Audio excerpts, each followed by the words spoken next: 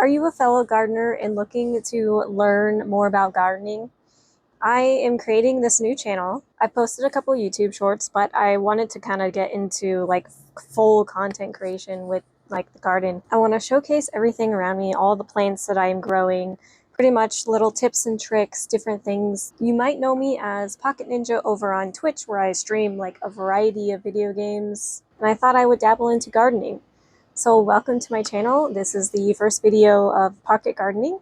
You can call me Pocket, where we have a pocket-sized garden. They call me Pocket because I am small, and I felt like it would fit really well with the garden. What this channel will be about is basically my journey with gardening. Now, I've been gardening for about over a year, so this will be my second year of gardening on the balcony. I live in the Pacific Northwest in Zone 6B, and I just want to take you out through the process, just everything that I learned, all the tips and tricks that I would like to share, to tell a little bit about me and about the garden. I garden on my apartment balcony where I don't have a lot of space. I want to show people that you can grow pretty much anything in a small space. And I can't wait to see how the garden blossoms into something new. I hope you enjoyed, and I can't wait to see where else we go and to share more tips on the way.